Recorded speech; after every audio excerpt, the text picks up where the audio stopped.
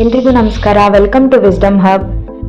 So ನೀವೇನಾದರೂ 12th complete ಮಾಡಿದ್ರು bank ಜಾಬ್ಸ್ಗೆ apply ಮಾಡಬೇಕು ಅಂತಿದ್ರೆ ಈ ವಿಡಿಯೋ ನಿಮಗೋಸ್ಕರ. ನಾನು 12th ಆದಮೇಲೆ ಏನು ಮಾಡ್ಬೋದು, ಡಿಗ್ರಿ ಮಾಡಬೇಕಾ, ಬ್ಯಾಂಕ್ ಜಾಬ್ಸ್ಗೆ ಹೇಗೆ ಅಪ್ಲೈ ಮಾಡೋದು, ಈ ಡೌಟ್ಸ್ಗೆಲ್ಲ ನಾನು ಕ್ಲಿಯರಾಗಿ ಎಕ್ಸ್ಪ್ಲೈನ್ ಮಾಡ್ತೀನಿ. So first, major bodies conducting banking exams ಯಾವ್ದು. So IBPS, Institute of Banking Personnel Selection, SBI, State Bank of India, RRBs, Regional Rural Banks, NABARD, National Bank for Agriculture and Rural Development, RBI, Reserve Bank of India, LIC, Life Insurance Corporation of India, SCBI, Securities and Exchange Board of India, ಮತ್ತು SIDBI, Small Industries Development Bank of India.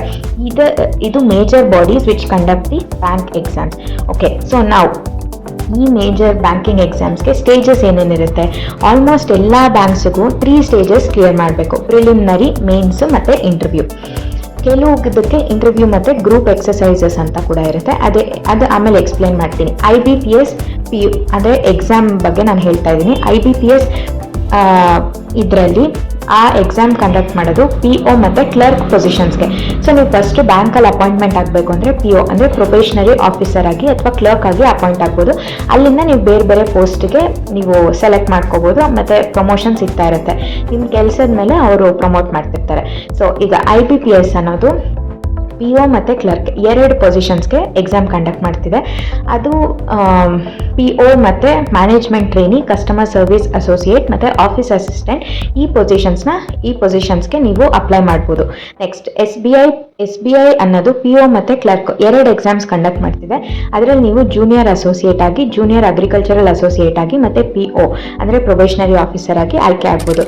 Next RRB ಅನ್ನೋದು PO ಮತ್ತು clerk 2 exams conduct ಮಾಡ್ತಿದೆ. ಅದರಲ್ಲಿ ನೀವು management trainee ಆಗಿ, clerk ಆಗಿ ಅಥವಾ office scale 1 ಆಗಿ ಅಪಾಯಿಂಟ್ ಆಗ್ಬೋದು. Next NABARD grade A and B.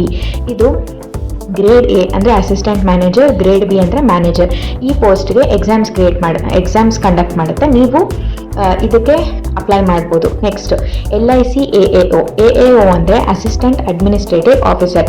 LIC ಅನ್ನೋದು 3 ಪೋಸ್ಟ್ಗೆ ಎಕ್ಸಾಮ್ ಕಂಡಕ್ಟ್ ಮಾಡುತ್ತೆ: ಅಸಿಸ್ಟೆಂಟ್ ಅಡ್ಮಿನಿಸ್ಟ್ರೇಟಿವ್ ಆಫೀಸರ್ ಮತ್ತು ಅಸಿಸ್ಟೆಂಟ್ ಇಂಜಿನಿಯರ್ ಮತ್ತು assistant legal officer.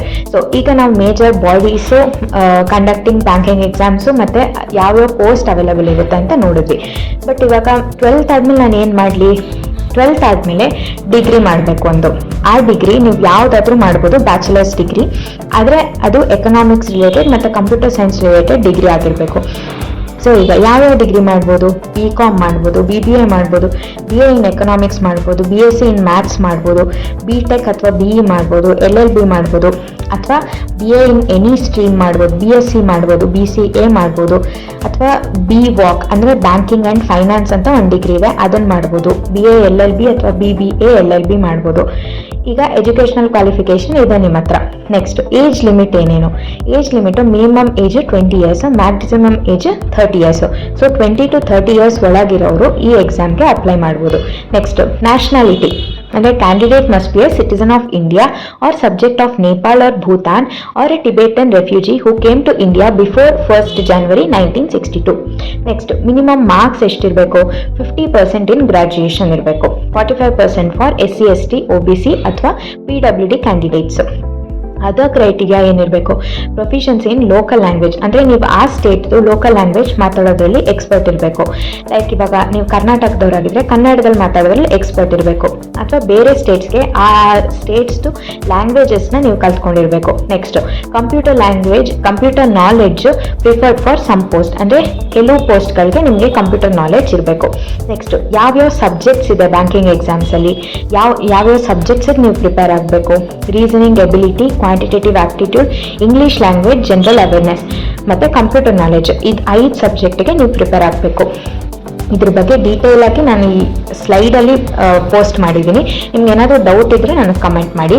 Next career growth career ಹೇಗೆ ಗ್ರೋ ಆಗಬೇಕು, ಫಸ್ಟು ನೀವು ಯಾವ ಲೆವೆಲಲ್ಲಿ ಎಂಟ್ರಿ ಆಗ್ತೀರಾ, ನೀವು PO ಅಥವಾ ಕ್ಲರ್ಕ್ ಆಗಿ ಎಂಟ್ರಿ ಆಗ್ತೀರಾ. ಅದಾದ್ಮೇಲಿಂದ ಜೂನಿಯರ್ ಆಫೀಸರ್ ಆಗಿ, ಟೀಮ್ ಲೀಡರ್ ಆಗಿ, ಹೀಗೆ ಬ್ರಾಂಚ್ ಮ್ಯಾನೇಜರ್ ಆಗಿ, ಡಿಪಾರ್ಟ್ಮೆಂಟ್ ಹೆಡ್ ಆಗಿ, ಹೀಗೆ ಪ್ರಮೋಟ್ ಆಗ್ತಾ ಆಗ್ತಾ ನೀವು ಎಕ್ಸಿಕ್ಯೂಟಿವ್ ಡೈರೆಕ್ಟರ್ ತನಕ ಬರ್ಬೋದು, ಮ್ಯಾನೇಜಿಂಗ್ ಡೈರೆಕ್ಟರ್ ಅಥವಾ CEO ತನಕ ಬರ್ಬೋದು.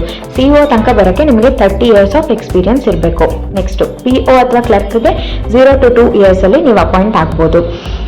ಸೊ ಇವಾಗ next important one, this is salary, approximate salary for each post ಎಷ್ಟಿರುತ್ತೆ ಅಂತ.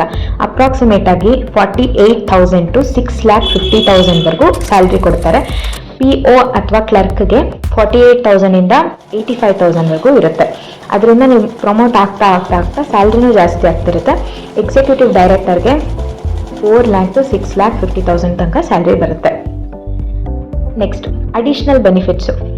ಬ್ಯಾಂಕ್, ನೀವೆಲ್ಲ ಮನೇಲಿ ಕೇಳ್ತಿರ್ಬೋದಲ್ಲ, ಬ್ಯಾಂಕ್ ಅವ್ರಿಗೆ ಎಷ್ಟು ಪ್ರಾಫಿಟ್ಸ್ ಇರುತ್ತೆ, ಟ್ರಿಪ್ಗೆಲ್ಲ ಹೋಗ್ತಿರ್ತಾರೆ, ಟ್ರಾನ್ಸ್ಫರ್ ತೊಗೊತಾರೆ, ಪೇಯ್ಡ್ ಲೀವ್ಸ್ ಸಿಗುತ್ತೆ, ಪೆನ್ಷನ್ ಬರುತ್ತೆ, ಎಷ್ಟು ಬೆನಿಫಿಟ್ಸ್ ಇದೆ ಅಂತ. ಸೊ ಏನೇನು ಬೆನಿಫಿಟ್ಸ್ ಸಿಗುತ್ತೆ ಬ್ಯಾಂಕ್ ಎಂಪ್ಲಾಯಿ ಆದರೆ ಅಂತ, ಹೆಲ್ತ್ ಇನ್ಶೂರೆನ್ಸ್ ಸಿಗುತ್ತೆ, ಮೆಡಿಕಲ್ ಕವರೇಜ್ ಸಿಗುತ್ತೆ, ಲೈಫ್ ಇನ್ಶೂರೆನ್ಸ್ ಸಿಗುತ್ತೆ, ಫೈನಾನ್ಷಿಯಲ್ ಸೆಕ್ಯೂರಿಟಿ ಸಿಗುತ್ತೆ, ಮತ್ತು retirement benefits, that is pension, provident fund ಇದೆಲ್ಲ ಕೊಡ್ತಾರೆ. ಪೇಯ್ಡ್ ಲೀವ್ಸ್ ಸಿಗುತ್ತೆ, that is sick leave, maternity leave, ಅದಕ್ಕೆಲ್ಲ ಅಪ್ಲೈ ಮಾಡ್ಬೋದು. ಫೆಸ್ಟಿವಲ್ ಬೋನಸ್ ಸಿಗುತ್ತೆ, child education allowance, financial security ಕೊಡ್ತಾರೆ, ಸಪೋರ್ಟ್ ಕೊಡ್ತಾರೆ ಮಕ್ಕಳ ಎಜುಕೇಷನ್ಗೆ, ಹೌಸಿಂಗ್ ಲೋನ್ ಕೊಡ್ತಾರೆ, ಲೋನ್ ಫೆಸಿಲಿಟಿ ಕೊಡ್ತಾರೆ, ಮತ್ತು discounts on air or rail tickets, group benefits, that is accident insurance, ಅದೆಲ್ಲ ಕೊಡ್ತಾರೆ. ನೆಕ್ಸ್ಟ್ ಜಾಬ್ ಸೆಕ್ಯೂರಿಟಿ ಇರುತ್ತೆ, ಪರ್ಫಾರ್ಮೆನ್ಸ್ ಇನ್ಸೆಂಟಿವ್ಸ್, ನಿಮ್ಮ ಪರ್ಫಾರ್ಮೆನ್ಸ್ ಮೇಲೆ ಬೋನಸ್ ಕೊಡ್ತಾ ಇರ್ತಾರೆ.